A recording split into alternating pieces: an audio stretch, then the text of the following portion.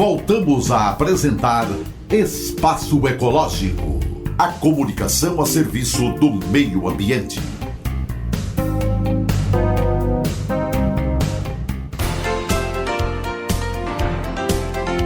Estamos de volta conversando com José Irivaldo, professor da Universidade Federal de Campina Grande no curso de Gestão Pública e no mestrado em Gestão e Governança da Água e pesquisador CNPq. José Irivaldo é pós-doutor em Direito Ambiental pela Universidade Federal de Santa Catarina e pós-doutor em Gestão de Água pela Universidade de Alicante, na Espanha. Ele está falando ao programa Espaço Ecológico sobre a relação do Covid-19 com o saneamento. O que podemos fazer para nos proteger do Covid-19 presente nos resíduos sólidos e líquidos? Bom, Alberto, é outra pergunta interessante, porque eu tenho visto que as matérias publicitárias, em geral, os avisos, muito embora as pesquisas estejam avançadas em relação a isso, já tem pesquisas na Holanda, na Ásia, Minas Gerais, mesmo através da Agência Nacional de Águas, a Universidade Federal de Minas Gerais já tem encontrado a Covid nos esgotos e tal. É preciso estabelecer protocolos agora para as pessoas que trabalham efetivamente manejando o saneamento básico, especificamente o esgoto não tratado. Então, seja no processo de manutenção das tubulações, seja no processo de manutenção das estações de tratamento. Quando eu estudei um tempo na Espanha, e agora o pessoal lá na Espanha está tendo todo o cuidado com os seus esgotos, já tinham e estão tendo mais agora, e principalmente com os profissionais que trabalham nesse setor especificamente. Então, e para aquelas pessoas que coletam os resíduos das suas casas, aqueles caminhões de resíduos e compostagem ali onde se coloca o resíduo é pressionado, depois lançado num lixão, que seja um espaço adequado, ou muitas vezes é um lixão mesmo, que não tem nenhum tipo de especificação técnica e não segue o padrão da Política Nacional de Resíduos Sólidos. Portanto, essas pessoas se tornam vulneráveis. Então, são pessoas que já trabalham com algo que é insalubre e agora, com o Covid, o alerta se transforma em algo maior, mais evidente. Essas pessoas podem se contaminarem e podem contaminar outras pessoas. Então é muito importante a proteção dessas pessoas especificamente. De outro lado, você tem as casas, Você precisa manejar os seus resíduos de forma protegida, principalmente casas onde você tem idosos ou pessoas que já estão contaminadas, como eu já disse na outra fala. Então, pesquisas apontam que o vírus sobrevive nos resíduos por mais de 11 dias. Então, até em alguns locais já se pede que você mantenha os resíduos por 11, 12 ou até 15 dias na sua casa e depois descarte esses resíduos, que é o período de sobrevivência aí do vírus. Agora, esse período de sobrevivência do vírus ainda é polêmico, ainda está sob investigação, mas é preciso ter cuidado, estar protegido em relação ao seu resíduo e descartá-lo de maneira correta e proteger as pessoas que manejam e que trabalham nesses setores que já são insalubres pela própria natureza. Professor Zé Irivaldo, as pandemias vão deixar de existir? Essa sua pergunta é pertinente demais, principalmente pelo contexto do ano de 2020, O ano de 2020, até segunda ordem, vai ter eleição municipal. Então, temos que chamar a responsabilidade à própria população. A população tem que saber votar. E votar num gestor que esteja preocupado com o aspecto ecológico.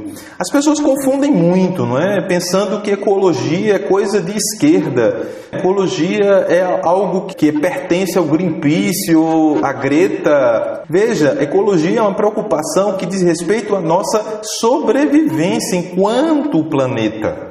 Então, não se pode levar por um viés estritamente político. Agora, os nossos problemas são resolvidos a partir da política, da boa política. Essa política da discussão, do contraditório, da dialética, ela é fundamental. Então, a questão ambiental, ela atinge a todos, indistintamente.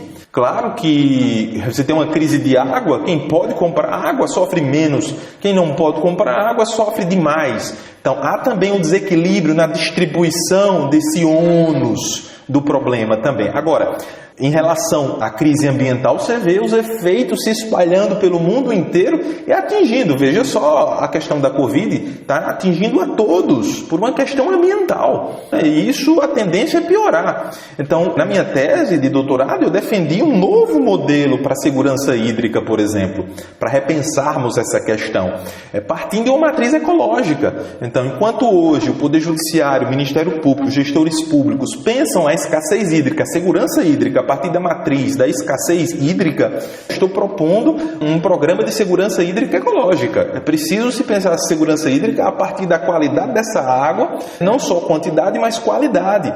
É preciso que você tenha uma água que seja suficiente para a sobrevivência de toda forma de vida no planeta. Isso passa por uma mudança total no planejamento das cidades, como eu já falei, e a responsabilidade é nossa, primariamente, porque votamos. O nosso sistema eleitoral é através do voto, então o nosso voto é fundamental. E eu não vejo, nas campanhas últimas eleitorais municipais, nas nossas campanhas locais, uma discussão clara sobre a questão ambiental nos espaços urbanos, nos espaços afastados do campo. É preciso ter uma discussão muito clara e a população precisa se apropriar disso. Então, se isso não for resolvido a partir de nós, eu não vejo um horizonte positivo para todos. Preciso que pensemos na hora do voto em que agenda vamos votar. Não é na pessoa, mas na agenda. Qual a agenda que eu vou votar? É a agenda que prioriza o meio ambiente ou a agenda que não prioriza o meio ambiente e prioriza principalmente a produção e etc. Produção sem cuidados ecológicos e tal. É preciso você ter um modelo que abarque além do desenvolvimento sustentável. E essa é outra discussão que a gente pode ter em outro momento, mas o próprio conceito de desenvolvimento sustentável ele se demonstrou ultrapassado já. É preciso avançar mais diante da urgência planetária. E o que nós podemos fazer depois dessa pandemia passar, dessa crise passar? Fundamental também essa pergunta, porque a gente tem que pensar no pós-pandemia. Depois da pandemia, passada a pandemia, o que é que temos que fazer? Temos que repensar a nossa forma de gerir nossas cidades, nossas regiões metropolitanas, a partir de uma unidade geográfica, espacial, territorial chamada bacia hidrográfica. Então, o legislador brasileiro, na Política Nacional de Recursos Hídricos, a lei de 1997, essa lei estabeleceu a bacia hidrográfica como o espaço onde vai ser aplicada a Política Nacional de Recursos Hídricos. E as demais políticas também são aplicadas sobre ela. Então, a bacia hidrográfica, ela congrega vários municípios, vários estados e até vários países. Então, é preciso você ter um planejamento suprafederativo, coisa que no Brasil é difícil de se aplicar. Os modelos consorciados, os consórcios informais, como esse consórcio da região Nordeste, eles precisam ser mais corriqueiros e precisam atuar principalmente no que tange ao saneamento. Mudar a forma de planejar é fundamental. Mudar a rotina urbana, mudar nosso olhar em relação ao campo, em relação ao agronegócio, a poluição que muitas vezes é realizada pela aplicação de defensivos agrícolas